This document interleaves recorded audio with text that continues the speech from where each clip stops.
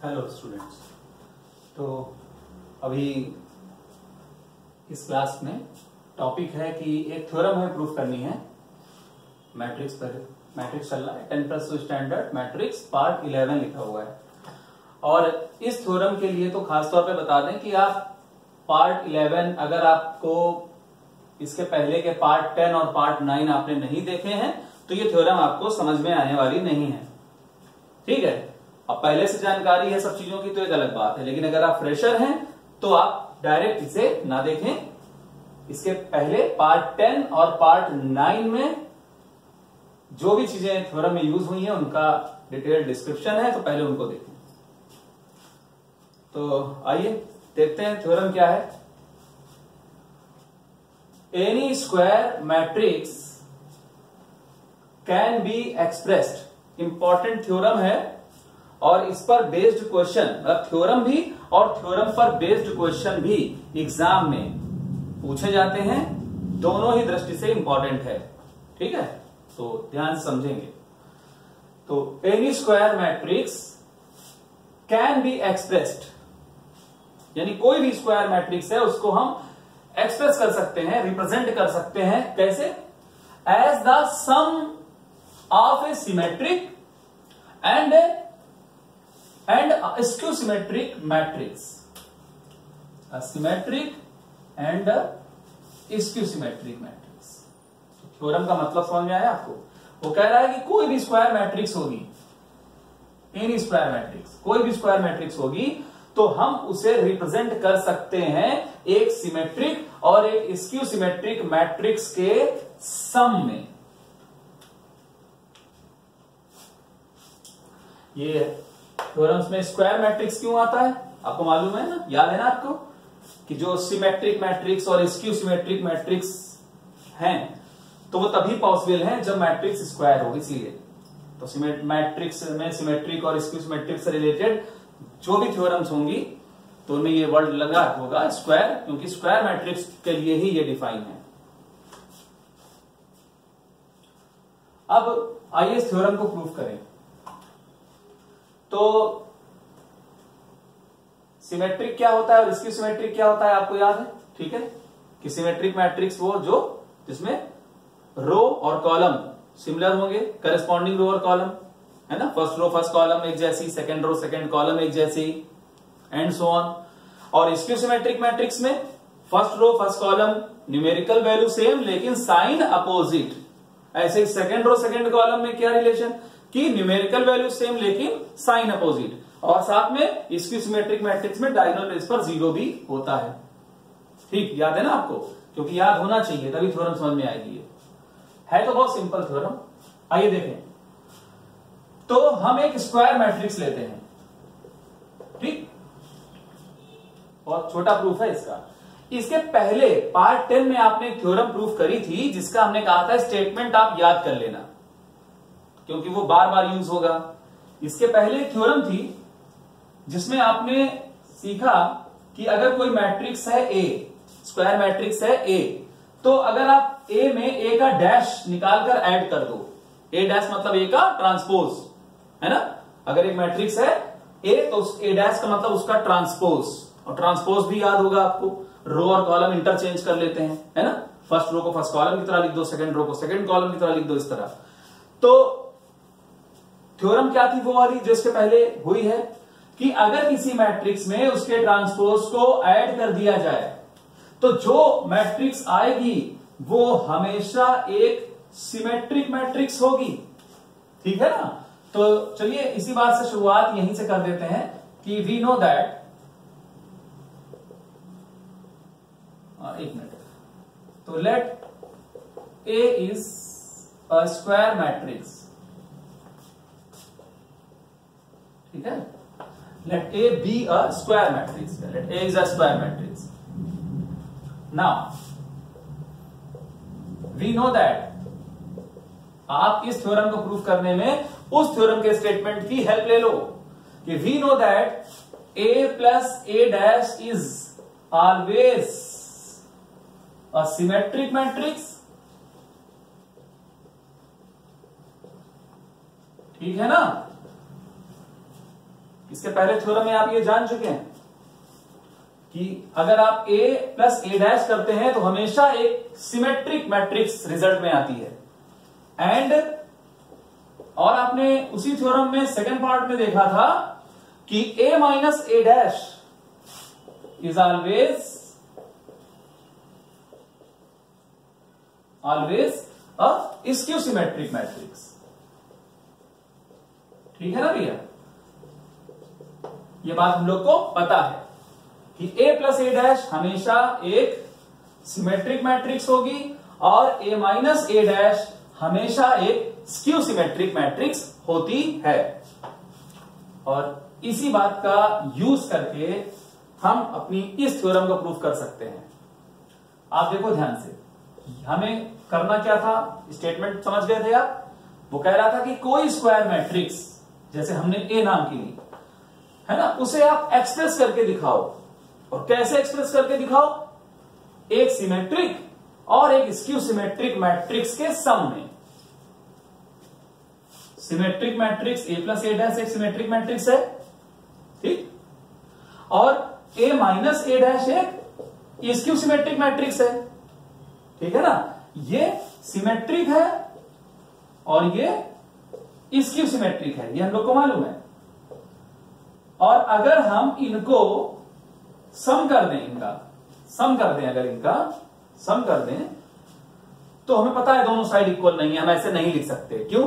क्योंकि यहां आप देख रहे हो ए डैश कैंसिल हो जाएगा, तो ए और ए तो 2a हो रहा है, हमारे पास तो a है ना। लेकिन अगर हमें 1/2 लगा दें तब तो बैलेंस हो गया ना, अब तो दोनों साइड इक्वल है। राइट साइड में a डैश कैंसिल होगा, 2a/2a ही तो आएगा। मींस a को हम ऐसे लिख सकते हैं, मतलब पहले तो बहुत सिंपल सी ये बात कि हम a को ऐसे लिख सकते हैं, है ना। अब उसके बाद आप क्या करो कि half a plus a dash अलग और half a minus a dash अलग, 1/2 अंदर ले गए, इस तरह से लिख दिया, ठीक। और इसको p मान लो और इसको q मान लो, इस मैट्रिक्स को p, इसको q। भाई प्रेजेंटेशन आपका एग्जाम में अच्छा होना चाहिए ना। कोई भी आपको कितना आता है, आपको कैसे मार्क्स मिलेंगे एग्जाम में, वो तो डिपेंड इस पर करेगा कि आप वहां प्रेजेंट कैसे करके आते हो। आपको नॉलेज चाहे कितनी भी हो, कॉपी चेक करने वाला टीचर तो इसी बात से डिसाइड करेगा ना, जो कुछ भी आप प्रेजेंट करके आ रहे हो। इसलिए प्रेजेंटेशन भी ठीक से होना चाहिए अच्छे मार्क्स के लिए। तो हमने इसको p मान लिया, इसको q मान लिया, इस पार्ट को, ठीक। नाउ आप एक बात ध्यान रखिएगा कि अगर a plus a dash symmetric है, होता है, पता है, तो उस a प्लस a डैश में अगर एक बाई 2 कर दिया जाए तो वो भी सिमेट्रिक होता है, कोई फर्क नहीं पड़ता। ध्यान रखिएगा, किसी सिमेट्रिक मैट्रिक्स में किसी कांस्टेंट वैल्यू का मल्टीप्लाई करने से क्या उस पर फर्क पड़ेगा? नहीं पड़ेगा। भाई मान लीजिए ये एक सिमेट्रिक मैट्रिक्स है, 1 2 3 1 2 3 2 0 5 2 0 5, और थर्ड रो 3 5 6, तो थर्ड कॉलम भी 3 5 6 लिखा हुआ है, मान लो ये तो सिमेट्रिक मैट्रिक्स है। अब हम कहें एक कांस्टेंट वैल्यू का इसमें मल्टीप्लाई कर दो, मान लीजिए हमने कहा कि आप 2 का मल्टीप्लाई सब में कर दो, तो क्या होगा, हर एलिमेंट डबल हो जाएगा, लेकिन सिमेट्रिसिटी तो बनी रहेगी ना। भाई यहां हो जाएगा 2 4 6, तो यहां भी हो जाएगा 2 4 6, तो वो तो सिमेट्रिक ही बनी रहेगी ना। तो थ्योरम में ऐसे अपने आप कुछ नहीं कर सकते थे, एक बात का आपके पास में प्रमाण होना चाहिए कि हमें मालूम है a plus a dash symmetric होती है, लेकिन ये a plus a dash by 2 है जिसको हमने p माना, तो पहले ये बात बतानी पड़ेगी। अगर a plus a dash symmetric है तो उसमें 1/2 अगर मल्टीप्लाई में लिख देंगे तब भी वो सिमेट्रिक ही रहेगा। और इसी तरीके से अगर a minus a dash skew symmetric होता है हमेशा, इज स्क्यू सिमेट्रिक, तो ये इंप्लाइज दैट कि a उसमें भी अगर वही है कि अगर हाफ का या कोई भी कांस्टेंट का मल्टीप्लाई कर दिया जाए तो इज आल्सो स्क्यू सिमेट्रिक। आप पूरा लिख देना, इज आल्सो स्क्यू सिमेट्रिक। इसका मतलब यह हो गया कि p इसी को तो P माना था आपने, आप कह रहे हो ये पूरा सिमेट्रिक है मतलब P सिमेट्रिक है, और इस पूरे को आपने Q माना, और इस पूरे के लिए आप कह रहे हो कि हाँ ये इसकी सिमेट्रिक है, half A minus A dash इसकी सिमेट्रिक है, मतलब जिसको आपने Q माना, मतलब P सिमेट्रिक हो गया और Q क्या हो गया, इस Q सिमेट्रिक। तो थ्योरम प्रूफ हो गई भाई। उसने यही तो कहा था ना कि कोई स्क्वायर मैट्रिक्स को आप ऐसे प्रेजेंट करो दो मैट्रिक्स के सम में कि एक पार्ट हो जाए उसका सिमेट्रिक और एक पार्ट हो जाए स्क्यू सिमेट्रिक। तो हमने अपनी मैट्रिक्स को P प्लस Q में रिप्रेजेंट किया, where P is symmetric and Q is skew symmetric. ठीक, तो देयरफॉर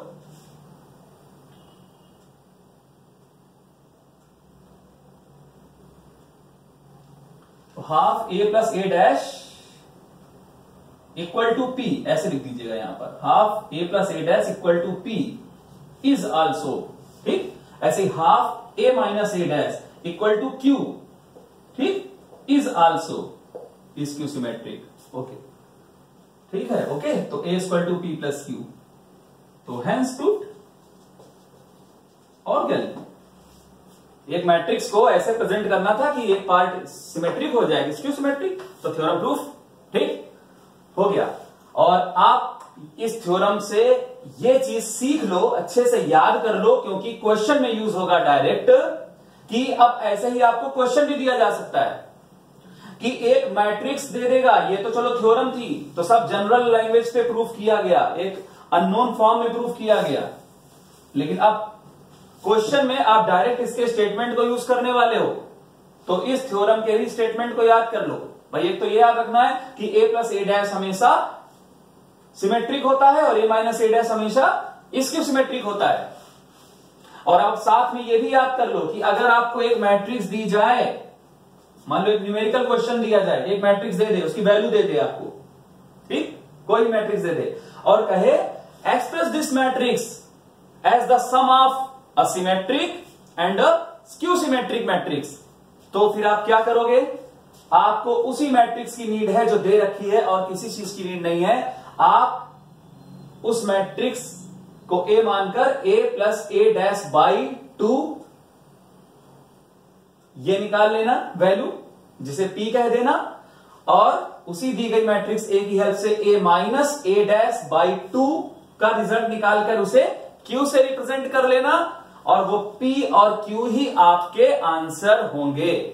क्लियर? तो चलो एक क्वेश्चन कर लेते हैं, ठीक है, जिससे कि हमें क्लियर हो जाए ये बात। ये स्टेटमेंट यहां से हटा रहे हैं।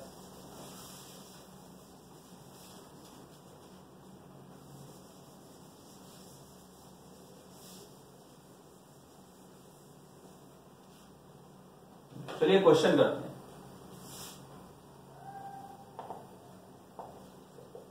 एक्सप्रेस, और एक मैट्रिक्स दी गई है आपको, मैट्रिक्स की वैल्यू कुछ ले लेते हैं, चलिए कोई भी ले लो आप, ठीक है। एग्जाम में हम तो ऐसा क्वेश्चन लेके चल रहे हैं जो एग्जाम में पूछा जा चुका है, ठीक।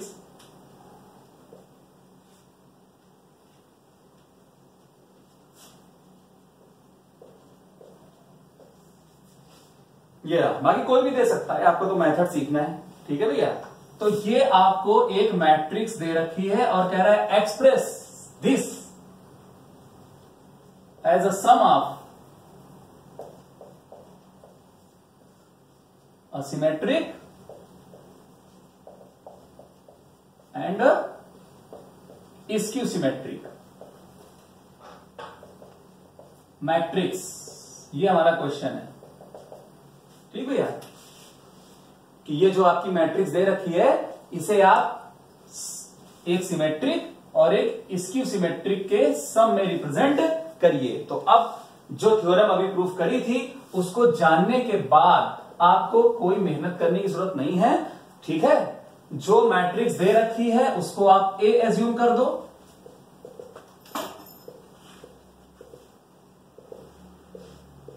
और अभी क्या सिखाया था कि आप ये दो वैल्यू कैलकुलेट कर लो, A plus A dash by 2 और A minus A dash by 2, और दोनों के लिए ही आपको जरूरत पड़ेगी A डैश की, मतलब A के ट्रांसपोज की। ट्रांसपोज मतलब फर्स्ट रो 2 माइनस 2 माइनस 4, उसको आपने फर्स्ट कॉलम की तरह लिख दिया, 2 - 4 जो फर्स्ट रो था उसको फर्स्ट कॉलम बना दो। -1 3 4 जो सेकंड रो थी उसको सेकंड कॉलम बना दो। 1 - 2 - 3 जो आपका थर्ड रो था उसको थर्ड कॉलम बना दो। और ये है आपका ए का ट्रांसपोज, ठीक है, ए डैश से रिप्रेजेंट होता है। अभी क्या फाइंड करना है आपको, ए प्लस ए डैश, ठीक, इसको फाइंड कर लो, बाद में बाई 2 लगा देना। तो दोनों मैट्रिक्स को ऐड कर लो, ए प्लस ए डैश बाई 2 वो सिमेट्रिक हो जाएगा, और ए माइनस ए डैश बाई 2 वो सिमेट्रिक, और उसको पी और क्यू नाम दे देंगे। तो चलिए पहले ए प्लस ए डैश कर लो, ठीक। तो करेस्पॉन्डिंग एलिमेंट ऐड होते हैं, ये 4 हो गया, 2 और 2 ऐड हो गए, -2 और -1 जब ऐड होगा तो -3, ओके। -4 में 1 ऐड हुआ तो -3, इसके बाद में -1 और -2 तो -3, ये 3 और 3 ऐड हो गए, ये 4 और -2, इसके बाद 1 और -4 को ऐड करोगे, इसके बाद -2 और 4 को ऐड करोगे, इसके बाद -3 और -3 को ऐड करोगे, क्लियर। ये आपका ए प्लस ए डैश निकल आया, ठीक। आप यहीं पर लिख दो, बाई 2 भी ले लो आप इसी में, कि ये आपने ए प्लस ए डैश निकाला है तो बाई 2 भी कर दो। तो बाई 2 करोगे तो क्या होगा भैया, चलिए नेक्स्ट टाइम में, ठीक है यहीं पे कर लो, इक्वल टू 1/2। अब हर नंबर अंदर जो है वो 2 से डिवाइड हो रहा है, आप 2 को अंदर ले जाओ तो बेनिफिट मिलेगा, ठीक। बाकी ऐसे भी लिख सकते हैं, छोड़ भी सकते हैं, लेकिन जब डिवाइड हो रहा है तो ले चलो अंदर। तो क्या हुआ, तो हर नंबर 2 से डिवाइड, 2 माइनस, सॉरी हर नंबर तो नहीं हो रहा था, लेकिन ठीक है आप लिख लो ऐसे, -3/2, ठीक। और यहां पे 3 और 1, -3/2 1 और -3 इक्वल टू पी लेफ्ट। और चेक कर लो ये सिमेट्रिक है ना, मतलब जो मैट्रिक्स दी जाए उसका ट्रांसपोज निकाला, ए प्लस ए डैश किया, और उसके बाद जो आया उसमें बाई 2 किया, ठीक। और इस तरह जो कुछ भी आया उसको पी नाम दो, और एक बार चेक कर लो कि आपका जो आया है पी वो सिमेट्रिक है। तो first row first column identical, second row second column identical, third row और थर्ड कॉलम सिमिलर, ठीक है, सिमेट्रिक है। ऐसे ही आपको क्या करना है, अब हाफ ए माइनस ए डैश कर देना है ना, ए में ए डैश को माइनस कर लो और बाई 2 कर लो, तो अब की बार जो आएगा वो स्क्यू सिमेट्रिक आएगा, ठीक। चलिए हाफ लिख देते हैं बाहर। अब ए माइनस ए डैश, ये ए है वो ए डैश है, तो 2 - 2 0। अब -2 में ये -1 करेंगे तो -2 और माइनस करके -1 करेंगे तो -2 + 1 हो जाएगा, यानी कि 1 - 2 यानी कि -1, ठीक है ना। तो ध्यान रखिएगा माइनस कर रहे हैं आप। अब इसमें ये माइनस करें, इसमें इसको माइनस करो, इसमें इसको माइनस कर लो, इसमें इसको माइनस कर लो, 1 में इसको माइनस कर लो, माइनस माइनस प्लस हो जाएगा, इसमें इसको माइनस कर लो, -2 -4, इसमें इसको माइनस करेंगे तो 0 हो जाएगा, क्योंकि -3, और ये माइनस करोगे तो -3 हो जाएगा, 0 हो जाएगा। ये आ गया भैया। अब 1/2 अंदर ले जाना है तो ले चलो, तो 0 -1/2 -5/2, इसी तरह से 1/2 और 0 और 3, यहां 5/2, ये -3 और 0। तो चेक करो भैया, इसको क्यों नाम देना है हमें, लेट। चेक कर लो, स्क्यू सिमेट्रिक है ना, ये लेट लिखा हुआ है। तो क्या होता है स्क्यू सिमेट्रिक में, देखो फर्स्ट रो 0 -½ -5/2, तो फर्स्ट कॉलम क्या है 0 +½ +5/2।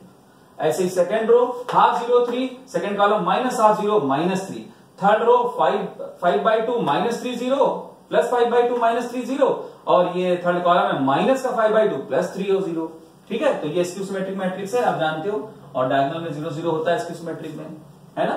तो हमने बोला जो कहा उसने वो किया कि आप मैट्रिक्स को एक्सप्रेस करो, ठीक। तो सिंस, अब ये बात आप करके दिखा सकते हो कि सिंस ए को इस तरह लिख सकते हैं, लिख सकते हैं ना एक उस तरह, राइट साइड को कैलकुलेट करोगे a डैश करके 2a/2 यही तो आएगा बस। और आपने इस half a plus a dash को p मान लिया था और आपने इस half a minus a dash की वैल्यू को q मान लिया था। तो आपने a को p प्लस q से रिप्रेजेंट किया where p is symmetric and q is skew symmetric. ऐसे लैंग्वेज लिख दीजिएगा, ये पूरा बताते हैं क्योंकि वही बात की प्रेजेंटेशन अच्छा होना चाहिए आपका एग्जाम में। तो अब पूरी बात समझ में आ गई आपको भी और वहां प्रेजेंटेशन भी आपका अच्छा होगा। ठीक, तो ऐसे और भी क्वेश्चंस हैं, आप अपनी एक्सरसाइज से जो भी हो आपके पास बुक उससे लगाइए, प्रैक्टिस करिए। अगर कुछ खास चीज पूछना हो तो आप देखो चैनल पे मैंने डिस्क्रिप्शन में अपनी मेल आईडी दे रखी है